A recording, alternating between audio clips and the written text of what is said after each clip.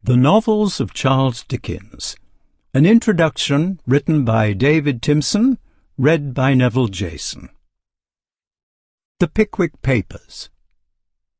It was in 1836 that the genial Mr. Pickwick and his friends Tupman, Snodgrass, and Winkle set forth from London to seek adventure and enlightening information that they had agreed to report back to the newly formed Pickwick Club.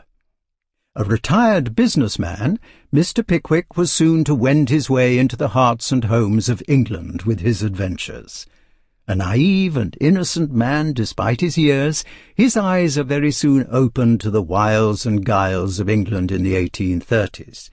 He shows a gentlemanly sympathy for the fortunes of his widowed landlady, Mrs. Bardell, and finds himself defending his honour in a breach of promise case brought by this formidable lady, a matter that leads to the debtor's prison. Likewise, he is led into many scrapes by the unscrupulous conman Mr. Jingle, who is determined to fleece Pickwick's friend Mr. Wardle of his spinster sister and her fortune. Wardle and Pickwick are ruthless in their pursuit of Jingle to bring him to justice.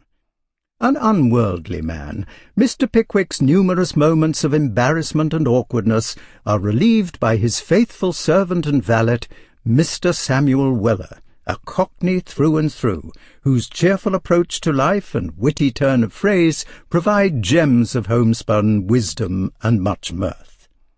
The loyalty he shows his master and receives in return is one of the most endearing qualities of the book. Throughout their peregrinations, Mr. Pickwick, his old friends and new acquaintances indulge in a deal of hearty eating and drinking, fun and merriment, not least in the Christmas scenes at Mr. Wardle's home in Dingley Dell, which give the book its eternal life and vigour. A lot of the book's charm is to be found in the nostalgic descriptions of travelling by stagecoach, which would soon fall victim to the advance of the railway. 1836, the year of Pickwick's publication, was an important year in young Charles Dickens's already busy life. He had been working as a parliamentary reporter and occasional short story writer for various publications with mixed success, when the publishers Chapman and Hall asked him if he would be willing to provide a text for a number of illustrations by the then popular humorous illustrator Robert Seymour, to be issued in 19 monthly parts. Although he was supposed to follow Seymour's pictorial ideas, which consisted of humorous scenes of Cockney sportsmen ineptly indulging in the country pursuits of hunting, shooting, and fishing, Dickens later confessed he saw the offer as an opportunity to write his first novel, and take my own way with a freer range of English scenes and people, and was afraid I should ultimately do so in any case, whatever course I might prescribe to myself at starting. Also, with the prospect of a regular income, he would be able to marry his fiancée, Catherine Hogarth, which he duly did between writing the first and second instalments of the Pickwick Papers. Not even the suicide of Seymour, just before the first issue was due to be published, could deter Dickens from his destined path. Dickens' text would now dominate, and though the first instalment would contain Seymour's 2 completed plates, a new illustrator would be needed for the remainder of the series. Dickens found a young man who was in perfect sympathy with his own comic spirit, Hablot Browne, who signed his works as Phiz, as a compliment to Dickens, who had adopted the pen name Boz when he first began to write. Thereafter, Boz and Phiz became inseparably linked in the public's mind. Going his own way, Dickens created a rambling, picaresque novel, a tribute to the literary heroes of his childhood, Fielding and Smollett, who first evolved this kind of novel in English literature. Such a novel involves a journey or series of excursions, allowing the author to introduce random characters and situations as their genius suggested. Thus, the Pickwick Papers abounds in portraits of lower middle-class and working-class characters, lawyers and their clerks, county magistrates, medical students, innkeepers, waiters, chambermaids, coachmen, cabmen, and more, their foibles and follies exposed with rich humour and understanding already well developed in the young author, and which was to become the hallmark of Dickens's style in the novels to come. The success of Pickwick was phenomenal. So great was the Pickwick craze that a contemporary remarked it had secured far more attention than was given to the ordinary politics of the day. There were Pickwick cigars, hats and coats, and Pickwick was the buzzword of 1836. Early reviewers were amazed by the rapid success of young Boz's first novel, and suggested that he could not keep up this energetic comic style, and though he had risen like a rocket, he would come down like the stick. But Dickens was no passing phenomenon. With the publication of the Pickwick Papers, Charles Dickens had arrived to stay. Mr. Pickwick meets Mr. Jingle. While his three companions were busily engaged in proffering their thanks to their new acquaintance, Mr. Pickwick had leisure to examine his costume and appearance. He was about the middle height, but the thinness of his body and the length of his legs gave him the appearance of being much taller. The green coat had been a smart dress garment in the days of swallow-tails, but had evidently in those times adorned a much shorter man than the stranger, for the soiled and faded sleeve scarcely reached to his wrists. It was buttoned closely up to his chin, at the imminent hazard of splitting the back, and an old stock without a vestige of shirt-collar ornamented his neck. His scanty black trousers displayed here and there those shiny patches which bespeak long service, and were strapped very tightly over a pair of patched and mended shoes, as if to conceal the dirty white stockings, which were, nevertheless, distinctly visible. His long black hair escaped in negligent waves from beneath each side of his old pinched-up hat, and glimpses of his bare wrists might be observed between the tops of his gloves and the cuffs of his coat-sleeves. His face was thin and haggard, but an indescribable air of jaunty impudence and perfect self-possession pervaded the whole man.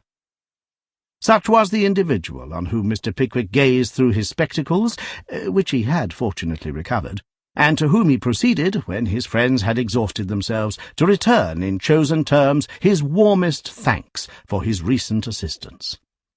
"Never mind," said the stranger, cutting the address very short. "Said enough. No more. Smart chap, that cabman. Handled his fives well. But if I'd been your friend in the green jemmy, damn me, punch his head. Cod I would. Pig's whisper. Pieman too. No gammon." This coherent speech was interrupted by the entrance of the Rochester coachman to announce that the Commodore was on the point of starting. "Commodore," said the stranger, starting up. "My coach. Place booked. One outside. Leave you to pay for the brandy and water? Want change for a 5. Bad silver. Brummagem buttons won't do. No go, eh?" And he shook his head most knowingly. Now, it so happened that Mr. Pickwick and his three companions had resolved to make Rochester their first halting-place too, and having intimated to their new-found acquaintance that they were journeying to the same city, they agreed to occupy the seat at the back of the coach, where they could all sit together.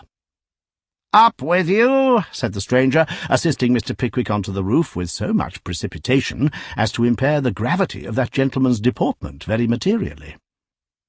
"Any luggage, sir?" inquired the coachman. "Who? I? Brown paper parcel here, that's all. Other luggage gone by water, packing cases nailed up, big as houses, heavy, damned heavy," replied the stranger, as he forced into his pocket as much as he could of the brown paper parcel, which presented most suspicious indications of containing one shirt and a handkerchief. "Heads, heads, take care of your heads," cried the loquacious stranger as they came out under the low archway which in those days formed the entrance to the coachyard. "Terrible place, dangerous work. Other day, 5 children, mother, tall lady eating sandwiches, forgot the arch, crash, knock, children look round, mother's head off, sandwich in her hand, no mouth to put it in, head of a family off, shocking, shocking." "Looking at Whitehall, sir. Fine place. Little window. Somebody else's head off there, eh, sir? He didn't keep a sharp lookout enough either, eh, sir, eh?" "I am ruminating," said Mr. Pickwick, "on the strange mutability of human affairs." "Ah, I see. In at the palace door one day, out at the window the next. Philosopher, sir?" "An observer of human nature, sir," said Mr. Pickwick. "Ah, so am I. Most people are when they've little to do and less to get." "Poet, sir?" "My friend Mr. Snodgrass has a strong poetic turn," said Mr. Pickwick. "So have I," said the stranger. "Epic poem. 10,000 lines, Revolution of July, composed it on the spot. Mars by day, Apollo by night. Bang the field piece, twang the lyre." "You were present at that glorious scene, sir?" said Mr. Snodgrass. "Present, think I was. Fired a musket, fired with an idea, rushed into wine shop, wrote it down, back again, whiz, bang, another idea, wine shop again, pen and ink, back again, cut and slash, noble time, sir." "Sportsman, sir?" abruptly turning to Mr. Winkle. "A little, sir," replied that gentleman. "Fine pursuit, sir, fine pursuit. Dog, sir?" "Not just now," said Mr. Winkle. "Ah, you should keep dogs. Fine animals, sagacious creatures. Dog of my own once, Pointer. Surprising instinct. Out shooting one day, entering enclosure, whistled, dog stopped. Whistled again. Ponto. No go. Stock still. Called him. Ponto, Ponto. Wouldn't move. Dog transfixed, staring at a board. Looked up, saw an inscription. Gamekeeper has orders to shoot all dogs found in this enclosure. Wouldn't pass it. Wonderful dog. Valuable dog, that. Very." "Singular circumstance, that," said Mr. Pickwick. "Will you allow me to make a note of it?" Mr. Leo Hunter introduces his wife. "Mr. Pickwick, I presume?" "The same." "Allow me, sir, the honour of grasping your hand. Permit me, sir, to shake it," said the grave man. "Certainly," said Mr. Pickwick. The stranger shook the extended hand, and then continued. "We have heard of your fame, sir. The noise of your antiquarian discussion has reached the ears of Mrs. Leo Hunter, my wife, sir. I am Mr. Leo Hunter." The stranger paused, as if he expected that Mr. Pickwick would be overcome by the disclosure, but seeing that he remained perfectly calm, proceeded. "My wife, sir, Mrs. Leo Hunter, is proud to number among her acquaintance all those who have rendered themselves celebrated by their works and talents. Permit me, sir, to place in a conspicuous part of the list the name of Mr. Pickwick and his brother members of the club that derives its name from him." "I shall be extremely happy to make the acquaintance of such a lady, sir," replied Mr. Pickwick. "You shall make it, sir," said the grave man. "Tomorrow morning, sir, we give a public breakfast, a fête champêtre, to a great number of those who have rendered themselves celebrated by their works and talents. Permit Mrs. Leo Hunter, sir, to have the gratification of seeing you at the den." "With great pleasure," replied Mr. Pickwick. "Mrs. Leo Hunter has many of these breakfasts, sir," resumed the new acquaintance. "Feasts of reason, sir, and flows of soul, as somebody who wrote a sonnet to Mrs. Leo Hunter on her breakfasts feelingly and originally observed." "Was he celebrated for his works and talents?" inquired Mr. Pickwick. "He was, sir," replied the grave man. "All Mrs. Leo Hunter's acquaintances are. It is her ambition, sir, to have no other acquaintance." "It is a very noble ambition," said Mr. Pickwick. "When I inform Mrs. Leo Hunter that that remark fell from your lips, sir, she will indeed be proud," said the grave man.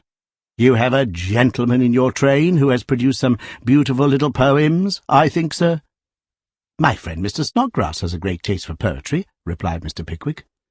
"So has Mrs. Leo Hunter, sir. She dotes on poetry, sir. She adores it. I may say that her whole soul and mind are wound up and entwined with it. She has produced some delightful pieces herself, sir. You may have met with her Ode to an Expiring Frog, sir. I don't think I have, said Mr. Pickwick. You astonish me, sir, said Mr. Leo Hunter. It created an immense sensation. It was signed with an L and 8 stars, and appeared originally in a ladies' magazine. It commenced, "Can I view thee, panting, lying, on thy stomach, without sighing? Can I unmoved see thee dying, on a log, expiring frog?" "Beautiful," said Mr. Pickwick. "Fine," said Mr. Leo Hunter. "So simple." "Very," said Mr. Pickwick. "The next verse is still more touching. Shall I repeat it?" "If you please," said Mr. Pickwick. "It runs thus," said the grave man still more gravely. "Say, have fiends, in shape of boys, with wild halloo and brutal noise, hunted thee from marshy joys, with a dog, expiring frog?" "Finely expressed," said Mr. Pickwick. "All point, sir," said Mr. Leo Hunter. "But you shall hear Mrs. Leo Hunter repeat it. She can do justice to it, sir. She will repeat it in character, sir, tomorrow morning." "In character?" "As Minerva. But I forgot, it's a fancy dress, déjeune." "Dear me," said Mr. Pickwick, glancing at his own figure. "I can't possibly—" "Can't, sir?" "Can't!" exclaimed Mr. Leo Hunter. "Solomon Lucas, the Jew in the High Street, has thousands of fancy dresses. Consider, sir, how many appropriate characters are open for your selection. Plato, Zeno, Epicurus, Pythagoras, all founders of clubs." "I know that," said Mr. Pickwick, "but as I cannot put myself in competition with those great men, I cannot presume to wear their dresses."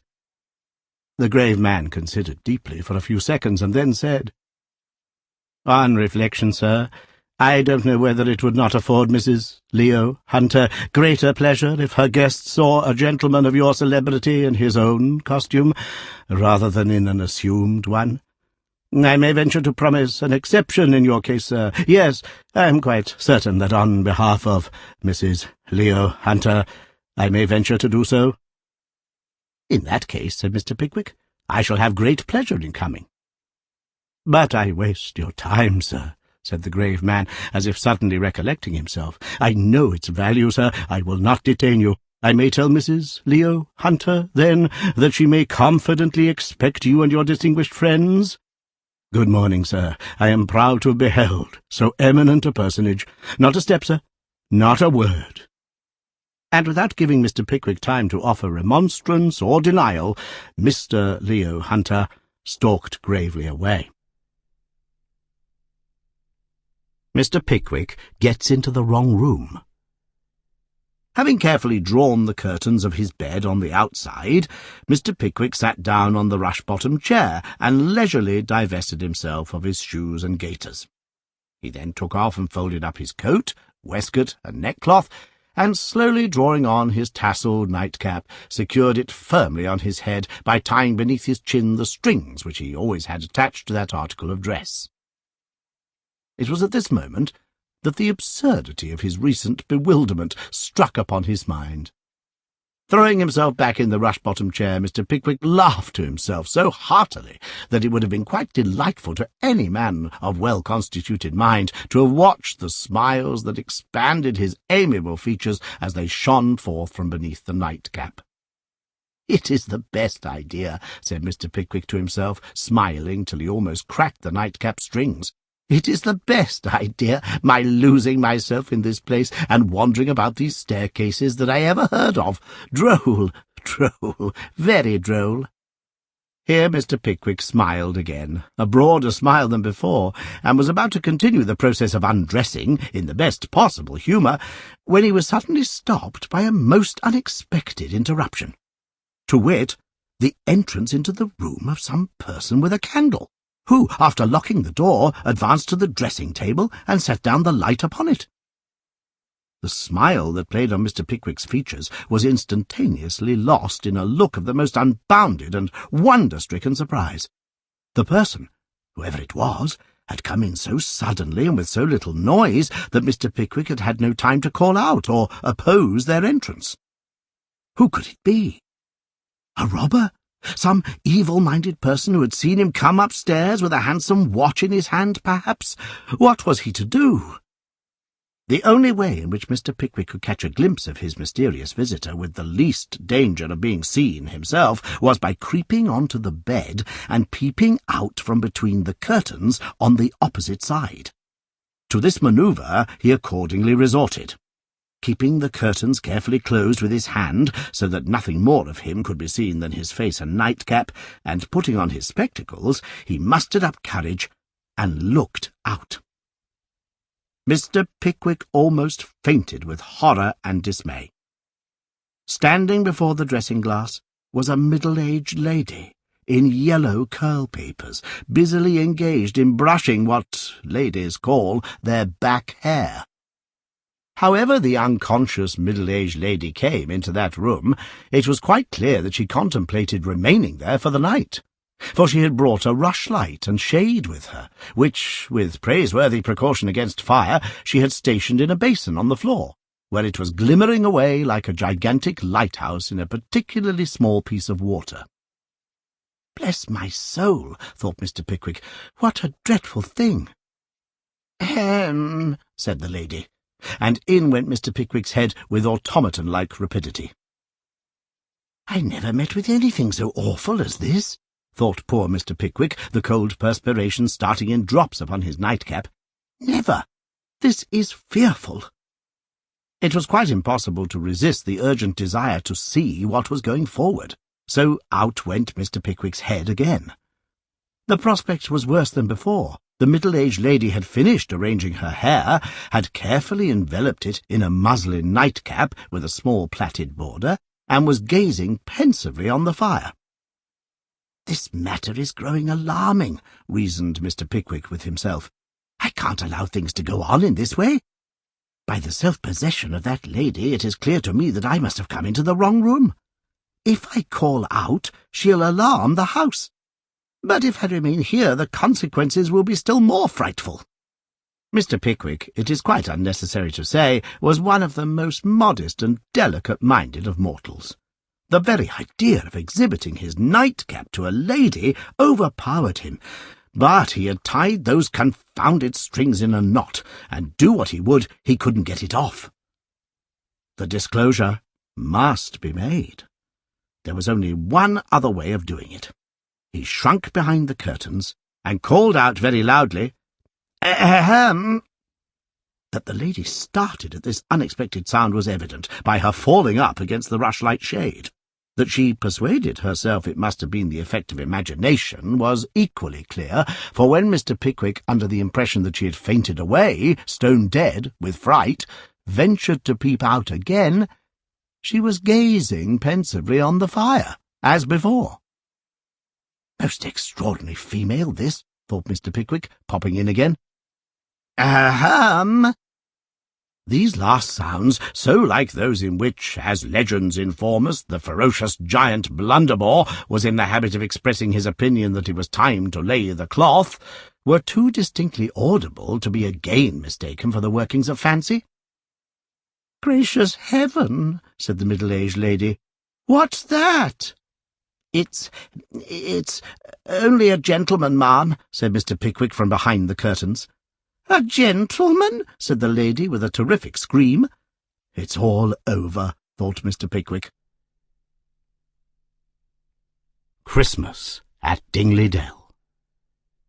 From the centre of the ceiling of this kitchen, old Wardle had just suspended, with his own hands, a huge branch of mistletoe, and this same branch of mistletoe instantaneously gave rise to a scene of general and most delightful struggling and confusion, in the midst of which Mr. Pickwick, with a gallantry that would have done honour to a descendant of Lady Tollymglower herself, took the old lady by the hand, led her beneath the mystic branch, and saluted her in all courtesy and decorum.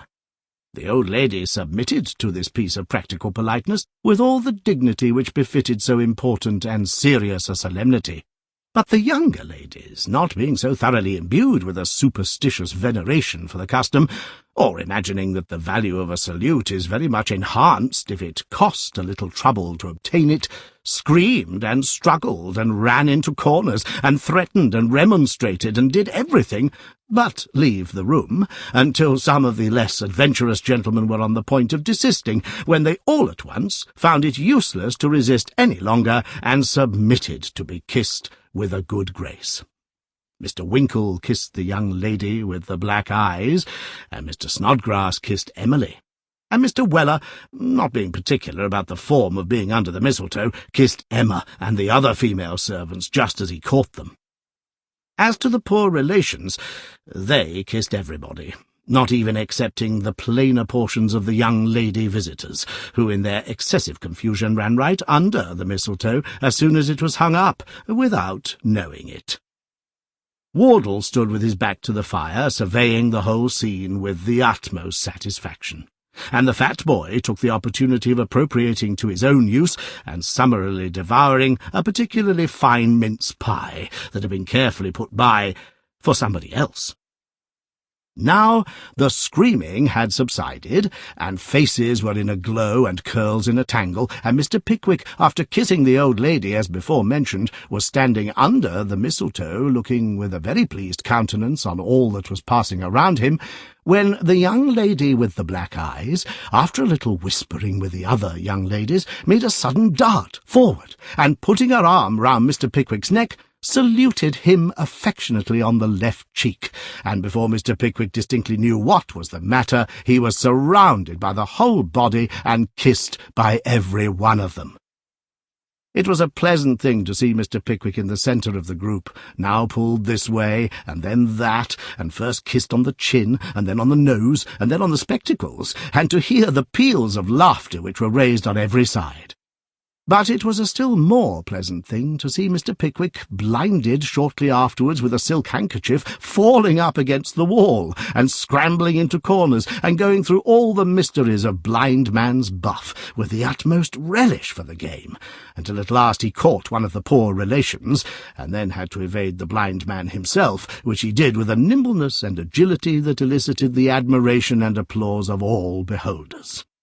The poor relations caught the people who they thought would like it, and when the game flagged, got caught themselves.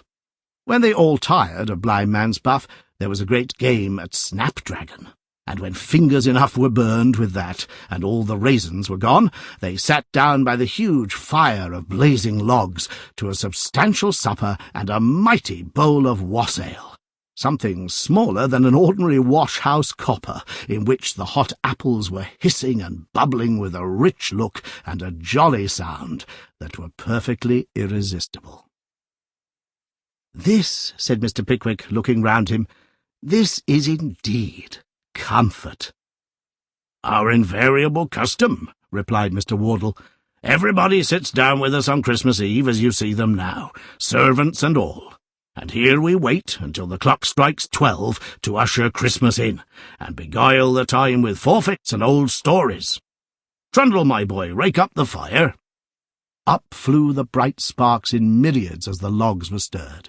The deep red blaze sent forth a rich glow that penetrated into the farthest corner of the room and cast its cheerful tint on every face. These extracts have been taken from the unabridged recording of The Pickwick Papers, read by David Timson for Naxos Audiobooks.